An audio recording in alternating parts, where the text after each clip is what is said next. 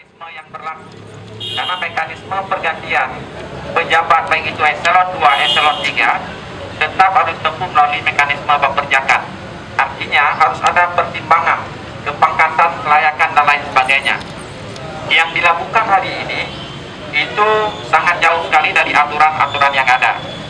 Nah, adik-adik sekalian perlu ketahui semua, kemarin pagi kita sudah melakukan rapat pimpinan terbatas DPR Aceh. Kemudian tadi malam kita sudah memanggil Saudara Gubernur Zaini Abdullah, Sekda dan seluruh unsur peperjakan di gedung DPRA. Rapat kerja itu selesai sampai dengan tengah malam. Dalam pertemuan tersebut kami mempertanyakan kenapa kebijakan itu muncul dan memicu kegaduhan di Aceh. Dari semua penjelasan yang dikemukakan itu tidak mengena dari rujukan regulasi yang disampaikan. Mereka beralasan menggunakan undang-undang pemerintah Aceh. Sementara pada saat ini di Aceh, untuk diketahui semua, sedang berlangsung rejim pilkada.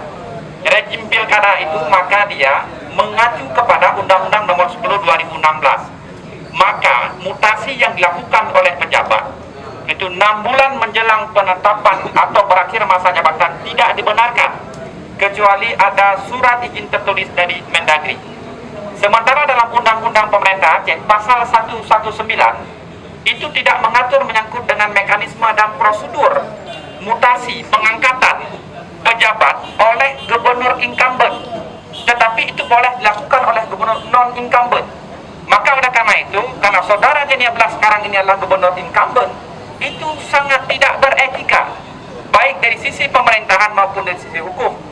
Kemudian, alasan Biro Hukum Kantor Gubernur yang mengacu kepada pasal 119 Undang-Undang Pemerintah Aceh tidak merujuk kepada pasal 118, di mana pasal 118 mengatakan bahwa pegawai negeri sipil di Aceh merupakan satu kesatuan sebagai rangkaian pegawai negeri sipil nasional.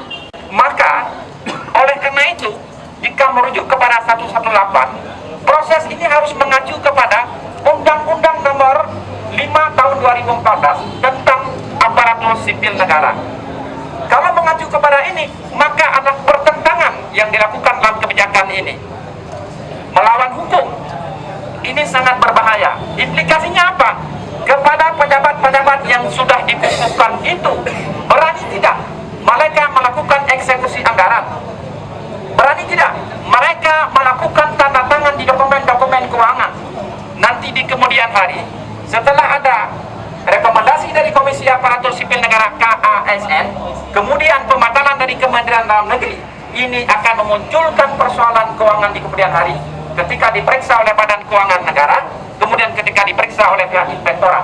Artinya DPRA dalam hal ini ingin melakukan pengawasan secara menyeluruh menyangkut dengan permintaan adik sekalian melakukan pemakzulan. Kita proses tempuh jalur mekanisme yang ada dulu, itu baru kita berbicara di ending pointnya. Kita tempuh dulu, termasuk kami akan melakukan pertemuan dengan Kementerian Dalam Negeri, kami akan melakukan pertemuan dengan Komisi Aparatur Sipil Negara. Setelah itu kita baru mengambil sikap. Tunggu, kita sedang bekerja. Mulai kemarin sampai dengan hari ini kita terus bekerja. Dan kemungkinan besar kami mendapat informasi dari Dirjen Okda sudah membuat rekomendasi agar Menteri Dalam Negeri melakukan pembatalan terhadap kebijakan yang dilakukan oleh Saudara Zaini Abdullah. Oleh karena itu, mari kita bersama-sama melakukan pengawasan ini. Jadi adik-adik mahasiswa silakan melakukan tugas pengawasannya. Kami juga melakukan tugas kami secara internal dalam rangka mitra kerja dengan pemerintah Aceh.